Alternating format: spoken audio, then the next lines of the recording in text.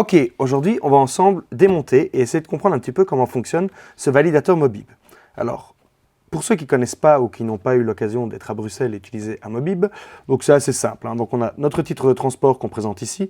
Via RFID, il se valide s'il y a des voyages dessus ou un abonnement.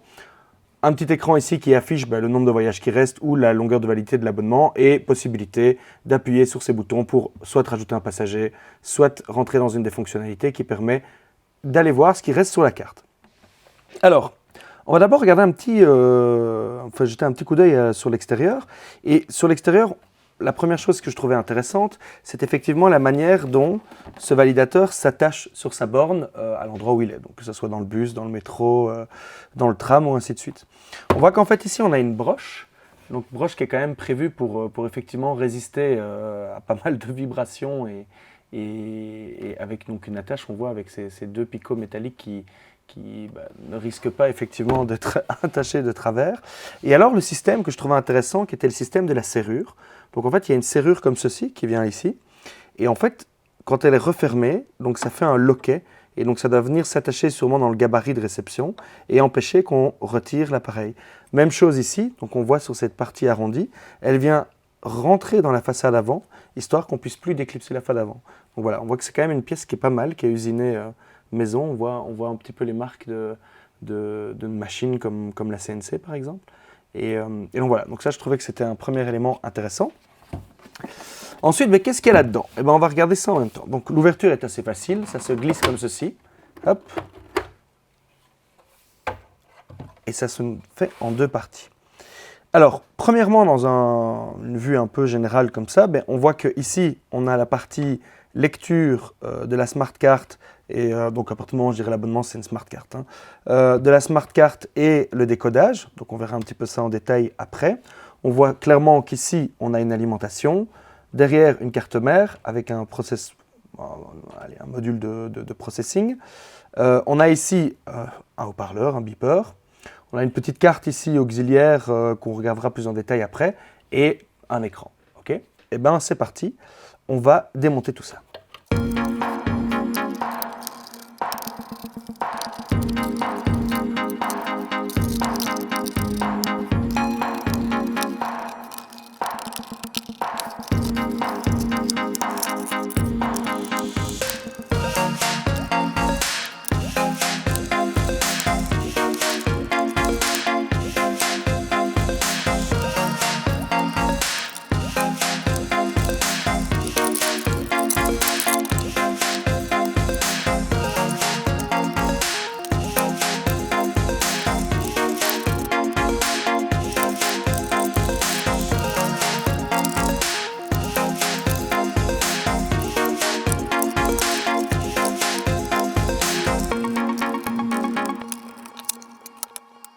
Et voilà, nous voici avec les différents éléments qui composent le validateur. Alors, première chose qu'on peut voir, c'est que déjà, ça a vécu. Donc, ce qui va être intéressant de voir un petit peu dans ce design, c'est comment justement designer quelque chose pour un milieu avec beaucoup de vibrations, avec effectivement beaucoup de poussière, de crasse un peu grasse. Donc voilà, milieu urbain. On peut quand même voir que la solidité de construction, clairement, tout est dans un châssis en acier. Donc on peut voir effectivement qu'on est sur quelque chose d'assez solide. Ok, maintenant on va voir élément par élément un petit peu de quoi retournent les différentes cartes qu'on vient de démonter. Voici donc la carte d'alimentation. Alors, on peut voir déjà une première chose, c'est que c'est une carte 4 layers. On peut le voir à ce petit signe-là qui indique sur chaque couche du PCB le numéro de la couche sur laquelle on se trouve. Ici, bien sûr, on est sur la couche du dessus, donc on se retrouve sur la couche numéro 1.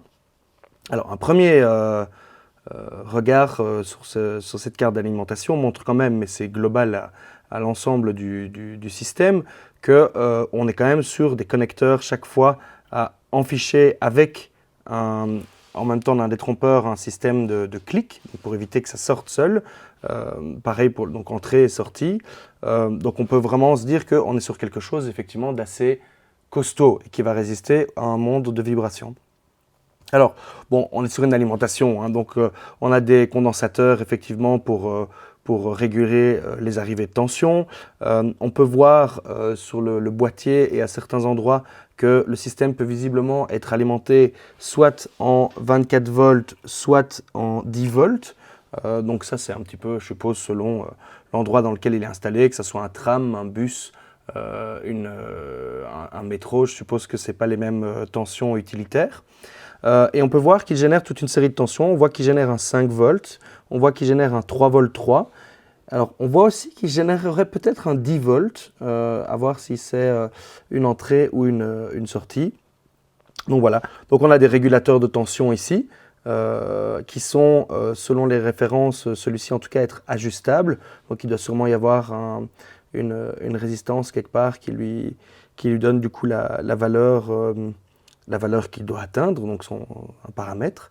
Ce qui est assez intéressant par contre, deux choses. Premièrement, c'est qu'on peut voir, quand on se souvient de la vue précédente, que le lecteur de carte revenait sur cette boîte d'alimentation, donc bien sûr pour être alimenté, donc ça c'est logique, mais surtout sa partie sériale revient sur cette carte aussi.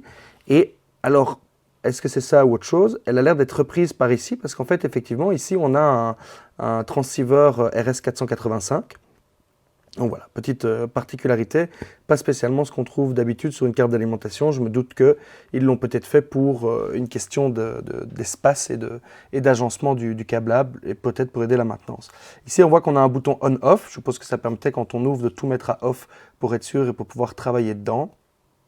Et donc voilà, sinon le reste, on est sur des choses assez standards pour une alimentation de ce type.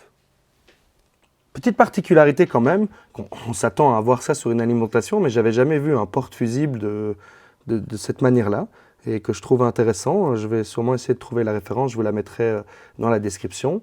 Et donc voilà, on est sur un porte-fusible qui est directement soudé sur le PCB, mais où l'ensemble du fusible est protégé, donc justement pour un milieu poussiéreux et crasseux comme il pouvait l'être, mais ça peut être intéressant. Et donc ici, on voit, on a un porte-fusible, quoi de plus classique, on l'ouvre, et on tombe sur un fusible qui est donc un fusible de 2 ampères. Alors ici, on est de l'autre côté de la carte d'alimentation, donc rien de particulier, à part deux choses. Donc, des deux côtés, j'ai oublié de le préciser, on voit qu'on a un vernis comme ça qui recouvre tout, qui à mon avis doit être là pour éviter justement l'usure et éviter qu'une crasse vienne peut-être se mettre en court-circuit. Voilà, ça c'est pure spéculation. Et alors, on peut voir donc qu'on a ce connecteur qui du coup vient permettre de venir s'embrancher dans la carte mère. Donc on voit qu'on a ici le récepteur et cette carte venait juste ici au-dessus, s'embrancher dans ce connecteur-ci. Alors ici sur ce que j'ai appelé moi-même la carte mère, pourquoi? Parce que tout venait se reconnecter là-dessus. On voit qu'on a plusieurs choses. Alors ici, principalement, donc la pièce quand même principale, on avait du coup un socket donc avec 2 connecteurs de 120 pins qui est fait pour accueillir un module comme celui-ci. Alors ce module, c'est un module de la marque Digi. C'est un 9P9750. Donc en fait, c'est un module de computing qu'on peut acheter comme ça tout en un, qui comprend un processeur ARM V9 de 200 MHz, une mémoire flash donc en eMMC de 16 MB et 32 MB de RAM, si je ne dis pas de bêtises. De toute façon, je vous mets un lien vers la fiche technique.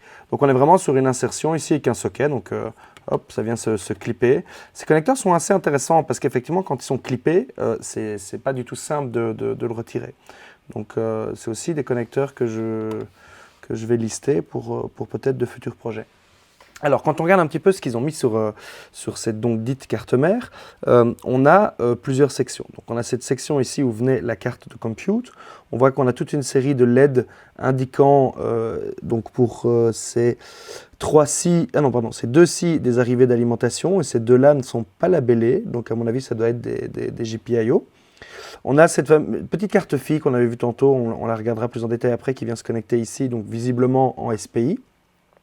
On a ici un transformateur pour la connexion RJ45. le module Ethernet, à mon avis, fait partie directement du module de compute parce qu'on n'en voit pas, on voit pas de NIC en fait qui est rajouté ici. Alors, on a une clé USB, sûrement pour pouvoir faire des updates ou ainsi de suite. On peut voir dans la documentation du module de chez Digi qui peut booter soit sur sa mémoire flash, soit sur une clé USB. Donc, ça doit sûrement être pour ça. Bon, je ne l'ai pas précisé, mais ce sont bien sûr des modules qui tournent sous Linux. Ici, on a un connecteur JTAG, donc pour pouvoir venir programmer l'ensemble. On a une pile pour le RTC, pour la clock. On a un connecteur RS232, du coup aussi sûrement programmation, debugging serial. Et un petit bouton reset, donc là, rien de folichon. Alors ici, on a un 74 HT, attendez que je ne dise pas de bêtises, donc 74 HCT 245D. Et c'est un octalbus transceiver, donc grosso modo ça nous permet d'avoir 8 sorties en l'occurrence ici, qui peuvent être setées donc, dans 3 states, donc 1, 0 ou rien je suppose, ou inactif peut-être. Et donc du coup ça va nous permettre ici de sortir et de pouvoir, à mon avis input ça doit être ça, ça va nous permettre de récupérer des informations prenant par exemple peut-être du clavier ou d'aller afficher les informations ici en l'occurrence sur l'écran. Pour moi ici à mon avis elle est plutôt utilisée directement sur l'écran. Donc on voit qu'on a ici on a le connecteur de l'écran qu'on verra après, avec ici le réglage du contraste, donc le petit pot résistance variable qui se trouve ici, potentiomètre, voilà. Ici le fameux connecteur du coup pour l'alimentation. Alors ici on a un connecteur qui n'est pas, mais qui a l'air d'être dans la famille des connecteurs SODIMM. Ah, voilà, c'est un mini PCI, et qui accueillait du coup un module Wi-Fi, donc qui était ici. Donc ça c'est un module Wi-Fi très simple, hein, donc voilà, c'est un NMP 8602 qui reçoit donc 2 antennes qui viennent se connecter sur les petits connecteurs coaxiaux SMA ici. Et en fait les antennes se situent sur les côtés de l'écran. Donc on peut voir ici, là et ici. Chaque côté a une antenne. Alors, c'est assez étonnant. Donc, je m'attendais plutôt à une transmission via un bus, via la connexion, ou carrément directement via une connexion GSM.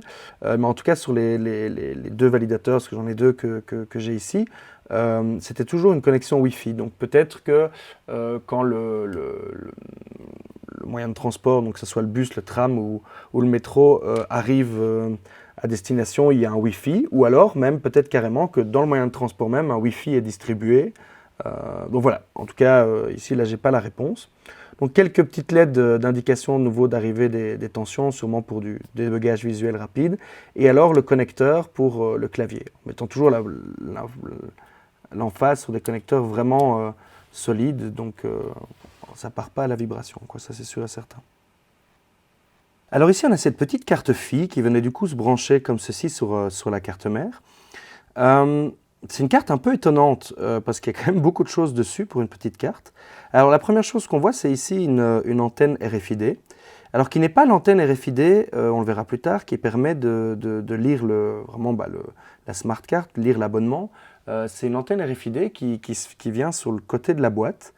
À mon avis, ce qui se passe, c'est quand la boîte était insérée dans son socle, à mon avis, dans le socle, il y a un identifiant RFID, et ce qui permettait tout de suite d'avoir le lecteur qui est attribué à l'endroit où il est installé. Voilà. Maintenant, c'est pure spéculation, j'en ai aucune idée.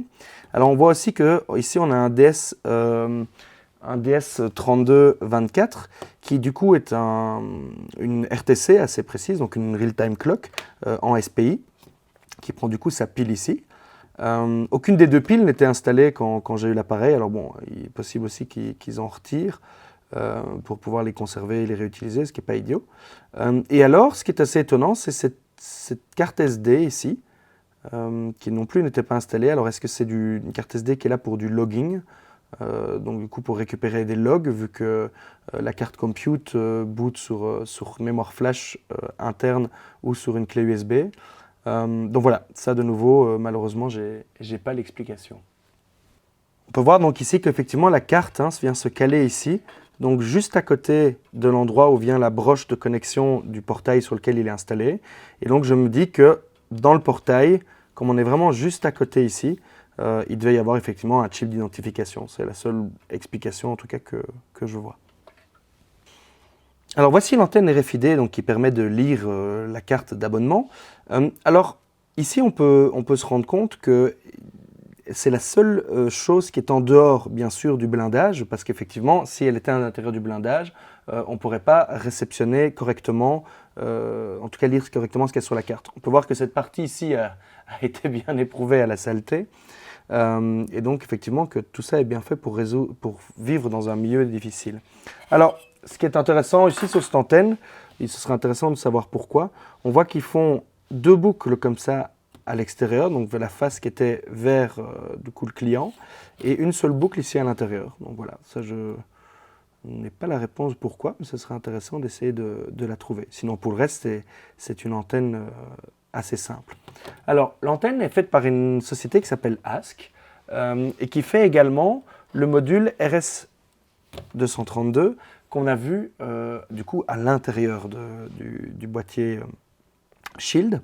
Alors, c'est très comique parce que ce module, dont je vous mettrai la datasheet en description, est en fait un module qui sert énormément dans le monde du transport actuellement parce que c'est un module qui est utilisé par d'autres endroits. Il est utilisé en Allemagne, il est utilisé en Angleterre, donc la fameuse Oyster à Londres, c'est aussi ce module-ci. Ce qui est intéressant de voir un petit peu dans ce projet, et on le verra encore en plus après pour la partie du clavier, on se rend compte qu'il y a plein de petites équipes en fait, qui ont travaillé et que en fait, ça a été un grand travail d'assemblage de tout ça. Et le management du projet devait être assez intéressant. Alors, ici, on voit qu'on a 4 slots pour des cartes SIM. Alors, on pourrait croire qu'il y a énormément d'opérateurs mobiles. Donc, ce sont pour des cartes SIM qu'on appelle des SAM, qui sont en fait les certificats qui vont permettre de décoder l'information qui se trouve, elle, de manière cryptée, sur la carte du voyageur. On peut voir aussi qu'on fonctionne ici avec un processeur, un Xilinx, donc on est sur un FPGA. Et on a aussi un microcontrôleur de CSTM, un STM, non pas un STM32, donc c'est une autre série. Alors voilà, on a quand même aussi un matériel assez conséquent au niveau de ce décodage. Donc on est quand même ici dans la cryptographie. Pour le reste, donc, du coup, on a un connecteur antenne pour faire du coup une antenne comme ça externe. On a une possibilité d'avoir une antenne qui venait se brancher ici. Ce n'est pas l'option qu'eux ont décidé. Et on a toute une série de LED de debug, des quartz, voilà, rien de folichon. On voit que c'est une carte de 4 layers. Et alors c'est assez marrant comme intégration parce que on pourrait croire qu'au niveau de commande, il pourrait demander du coup d'avoir un connecteur style on va dire JST comme ceci, mais non, ils ont été avec le full DB9 et du coup avec un montage comme celui-ci. On en arrive à la partie qui m'intéresse le plus, en tout cas moi dans ce projet, c'est l'écran. Pourquoi? Parce que en fait, qu'est-ce que je vais faire moi de ces lecteurs? J'aimerais bien essayer de leur trouver une seconde vie et donc de leur retrouver une utilité. Malheureusement, la partie cryptographie de la smart card, je la garderai dans un coin, mais pour le moment ne m'intéresse pas sur ce projet-ci parce que c'est beaucoup trop complexe par rapport à ce que je veux faire. Donc je pense que je vais remettre un petit lecteur de badge RFID et avoir ici la possibilité sur l'écran de voir des informations. Par exemple, dans un Fab Lab, la possibilité d'utiliser les machines, par exemple, et de voir le crédit qui reste.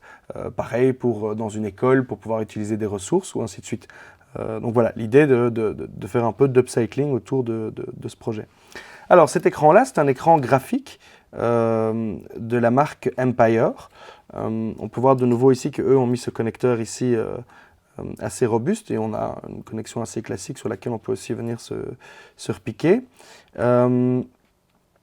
C'est un écran qui est rétroéclairé, donc comme on l'a vu, on a aussi un réglage de contraste. Et donc voilà, moi j'ai déjà vu qu'il y a quelques librairies qui permettaient de le récupérer sur microcontrôleur ARM, ARM et AVR. Et donc du coup, l'idée, ce sera ici de faire un projet autour de cet écran, qui est donc un écran graphique ici. Alors ici, on a l'arrière du PCB qui prend les touches capacitives qu'on a à l'avant du boîtier.